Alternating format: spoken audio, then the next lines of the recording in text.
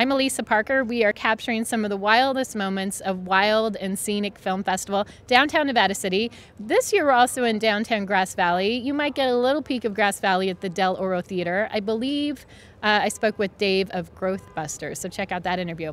But right now I'm really excited and thrilled to be here with Miho, and we are actually at a memorial for the Chinese miners, the pioneers who were such an integral part of the gold rush of where we are. But you know, it's something that we don't really hear much about when we look at history of the gold rush. So it's an honor just to be here in this spot, and an honor to be with Miho. So my name is Miho Aida. I was born and raised in Japan.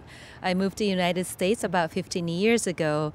I'm an environmental educator in profession. I teach in Golden Gate National Recreation Area. I'm a filmmaker underground, so that's who I am.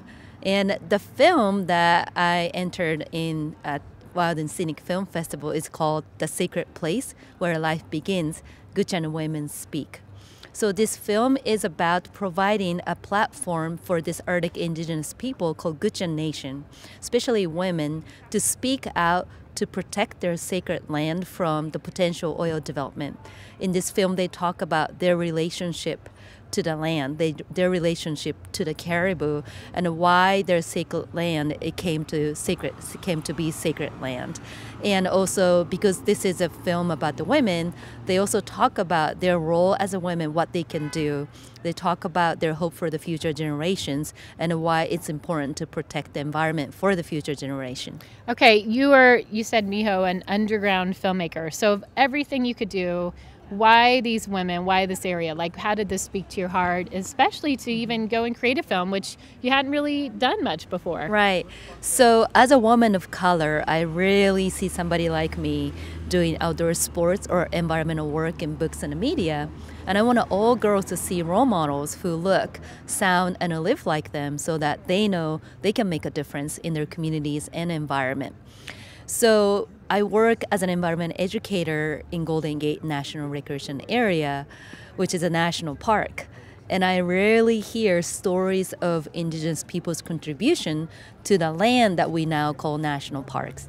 So as a woman of color, I always wondered, where are the voices of indigenous women who's been the stewards of our land, what we call national parks? So that's where the inspiration came from. And with a small grant, I did a research on where are the women, indigenous women in this country who are actively protecting our public land from potential development. And I came to learn about the Gwich'in Nation up in Alaska and Canada. And I connected with Sarah James, who's a spokeswoman for the nation since 1980s. And I made a phone call because I really wanted to interview her.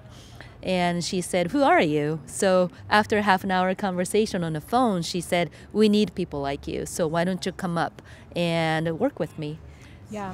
What was the key takeaway and message that you want to share about the women that you spoke with and the incredible work that they are doing? So as I was listening to their interviews, even though I didn't have experience as a filmmaker, I never went to film school. I never took any media class. And I had this tiny video camera. It's called Flip Video. I love my flip camera. Thank you. If you have a flip camera or your iPhone or yeah, whatever. Anything, right? That's all I had. But what moved me to really work with these people is that I connected to them. And I'm not a caribou person. You know, they're known as a caribou nation. I don't understand that. But I understand what's important to me. Yeah. And what if one day somebody tried to take away for what's important to me? I can relate to the feelings. It's like devastating. So I really want people to see this film thinking about, okay, what's important to me? What it feels like if that's being threatened. And that's how we can connect to people. It's a universal. People understand the feelings of sadness and anger and hopelessness, but I want to turn that negative feelings into inspiration. And I also wanted to be a role model for my students too, and I rode my bicycle to do a film tour from Seattle to San Francisco. Cool. It was called 1,000 Miles for 1,000 Signatures, and I talk about that with my students, and really the change could happen from one person, and it actually all the changes happen in the world really start with one person. One person can make a difference. And Absolutely. I asked you last night on our radio interview, what is the wildest thing you've ever done to make a difference? And you did mention riding, 1,000 miles on your bike. What's Right. another wild thing that you've done? Not that that's not wild enough to ride from Seattle to California on a bike. Well, let's see, wildest thing. Or that might be I big. think, immigrating to the United States as an adult. I think that's probably another wildest thing I've ever done. I didn't speak English till 15, 16 years ago. And just understanding coming from I was a majority to coming to a country I became minority. And that is probably the most challenging experience I ever had.